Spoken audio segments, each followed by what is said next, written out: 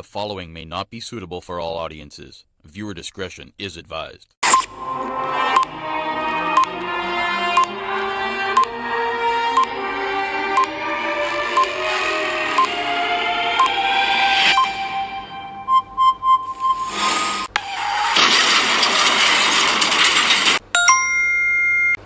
Cheating death. Security guard got out of ill-fated vehicle minutes before crash.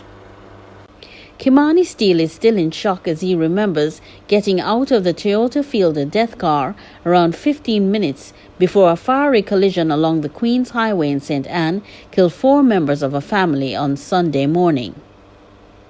Steele, a security guard, looked on in disbelief as he saw the bodies arriving at the St. Anne's Bay Hospital hours after he had cheated death. What makes the event more chilling is that he remembers them discussing the probability of accidents during the journey. "Me give thanks to be alive, but feel bad that everybody gone. Nobody had a chance to tell the tale," Steele told the Gleaner Sunday night. Beatrice Brown, who lives in the community of Greerfield, lost 2 daughters, a granddaughter, and a son-in-law in the accident. Brown said she broke down when she first heard the news. "It's an awful death. Everybody feel it," she told the Gleaner Sunday night. As friends and neighbors from Greerfield and Gibraltar district near Monigue, where the crash victims lived, converged on Brown's home in a show of support, they encouraged her to pray and remain strong. "Them bearing up, you know. Them feel it, but them bearing up," Brown said.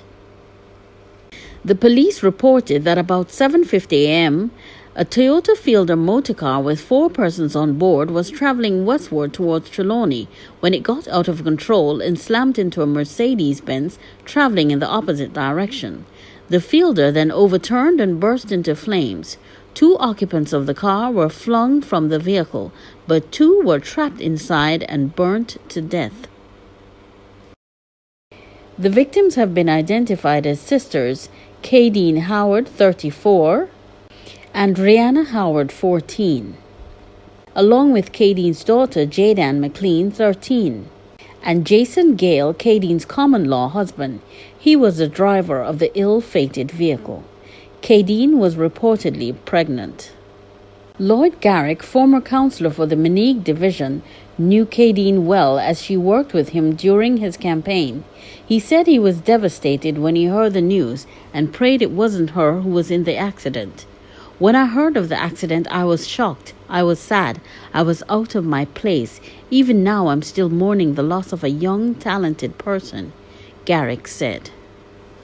Kadeen was just a great young life that has gone too early. I'm really saddened at her passing, and I want to reach out to her parents, relatives, to her friends, and the community. The police believe that speeding may have contributed to the accident. Based on what we gather, the Fielder may have been speeding, got out of control, and ran into the Benz, then overturned and burst into flames. Superintendent in charge of the St. Anne Police, Carlos Russell, told the Gleaner. Intermittent showers have left road conditions along the North Coast wet and slippery, and may have also been a contributory factor. Russell is appealing to motorists to take extra precautions along the roads, especially during the rainy period. Jamaica's crash fatalities for 2020 are almost on par year on year.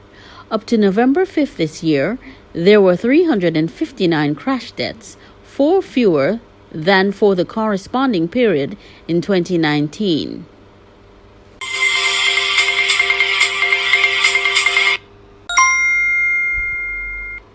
More landslides ravage Gordontown Road.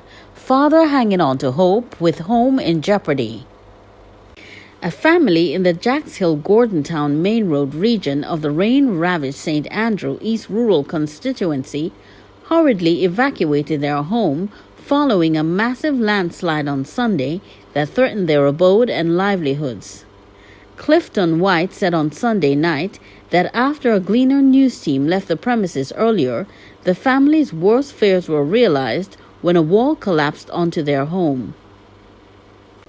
Even as his daughter, Tashana White, 6-month-old grandson and baby mother Gillette Thompson moved to safer ground, White was a lone figure waiting out storm rains with a tenuous grasp on hope. Word that a flash flood warning continues today is a grim reminder that he could be in store for more rain pain. White still doesn't know exactly why he is hanging around. It's sad still, but me can't fly up in a God face, he said. White's family crisis is one of many frightening scenes unfolding along the Gordon Town main road, which was hit by a series of landslides on Saturday and Sunday, blocked vehicular movement and threatening life and limb. Boulders, trees, and soil were clawed from the hillsides onto the Gordon Town main road as rains pounded swaths of Jamaica, the outer bands of Tropical Storm Eta dumping rain bombs at will. I've been up here for 42 years now, and it's the first landslide. We never had this situation before, White said of the land surrounding his home on Sunday afternoon.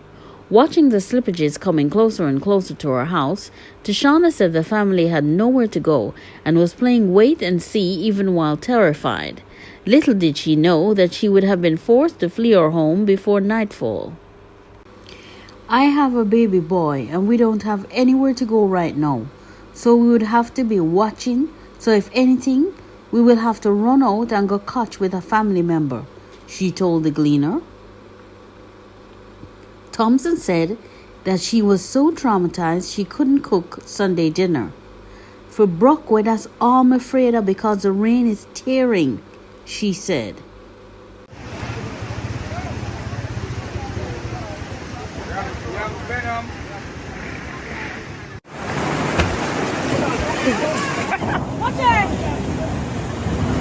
When I'm trying to come up on the bridge.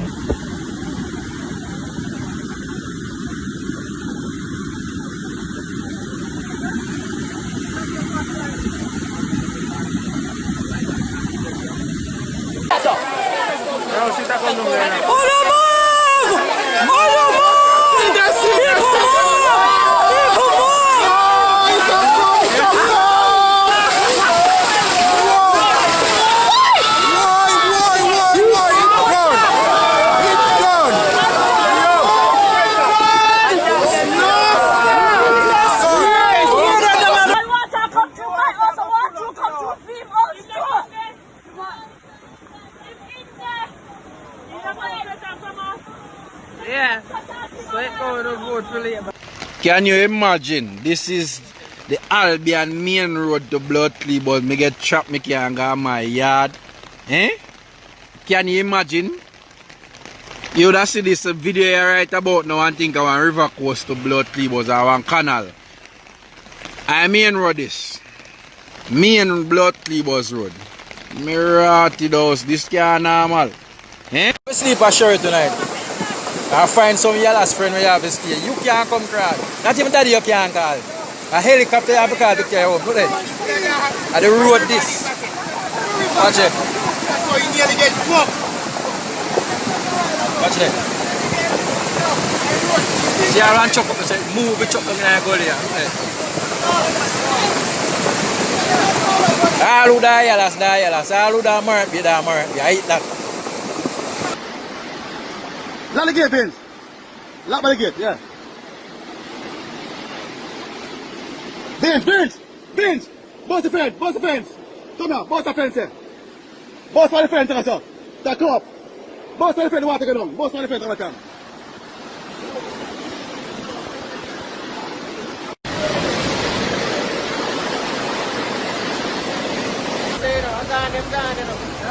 The wall of walk over in the side. Yeah, that's why I look funny enough. And then the yard, that's the wall of black lines. The wall right there, so it's the wall. I look far right.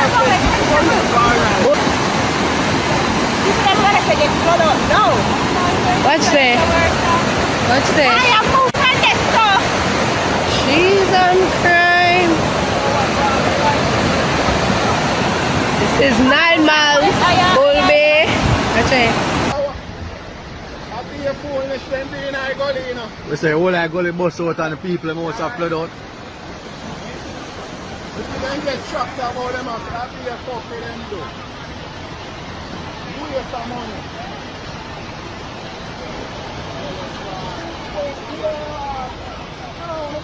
Jaja. Oh, look there. Look there, man. Right.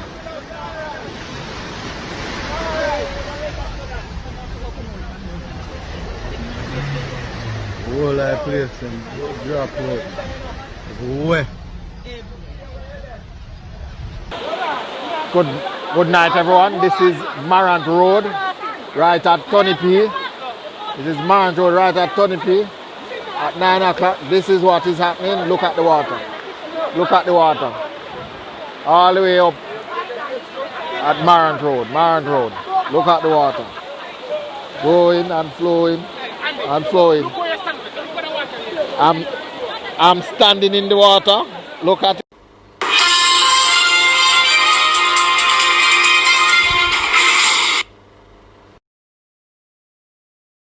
Man castrated by Pitbull in revenge for raping woman. Mexican gangs are well known for getting creative with their torture revenge methods.